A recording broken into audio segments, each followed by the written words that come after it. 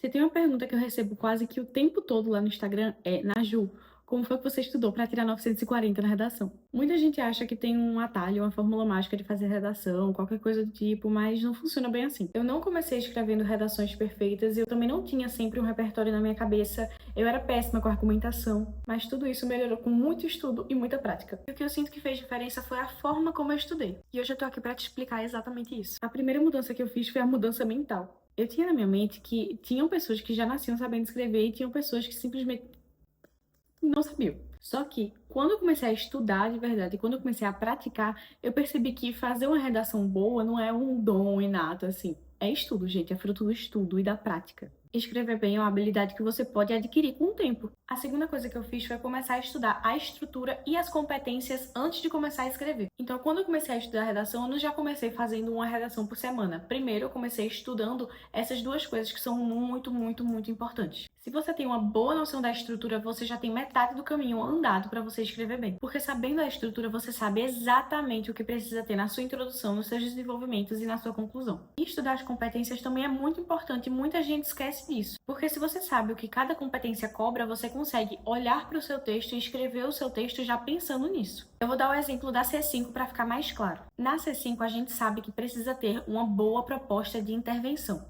E o que seria uma boa proposta de intervenção? Ela tem que ter agente, ação, meio, finalidade e detalhamento. Tá vendo que só com a estrutura e com as competências eu já sei exatamente como é que eu tenho que escrever? Isso também vale para todo o resto do texto, porque assim você sabe o que precisa ter na sua introdução, como você pode encaixar um repertório, qual é a melhor forma de argumentar. A terceira coisa que eu fiz é uma coisa que eu sempre, sempre, sempre recomendo lá no Instagram e no TikTok. Eu organizei todos os meus repertórios por eixo temático. Em vez de decorar repertórios para temas específicos, eu separava eles por eixos. Um exemplo, numa redação sobre meio ambiente, eu não ia decorar um repertório específico sobre desmatamento. Eu tinha vários repertórios que eu poderia usar em vários temas de meio ambiente. Então foi assim com tecnologia, meio ambiente, com eixo social, com eixo de saúde. E aí no meu caderno eu colocava citações, filmes, séries, músicas, livros, o que fosse. Lembrando que um repertório pode servir para mais de um eixo e para mais de um tema facilmente. Eu vou dar um exemplo bem simples aqui, só para ficar mais fácil de entender. Carrossel é uma novela que todo mundo conhece, que tem várias tramas e subtramas.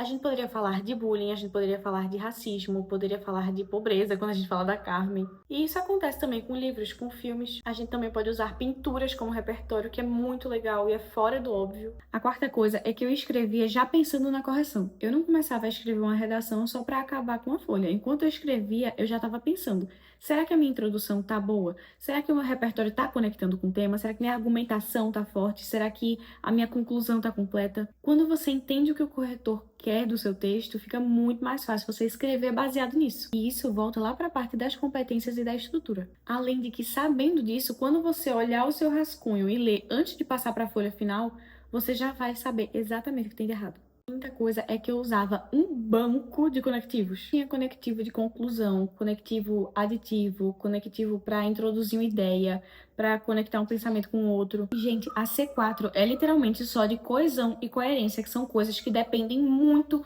dos conectivos que você usa. Se você não usa conectivos ou usa pouquíssimos, o seu texto não vai ficar coeso o suficiente para você alcançar os 200 nessa competência. E a última coisa que eu considero a mais importante é que eu não escrevia pensando na quantidade, e sim na qualidade. Você não precisa sair escrevendo redações todos os dias. Eu fazia uma redação por semana, mas eu sempre escrevia ela com calma.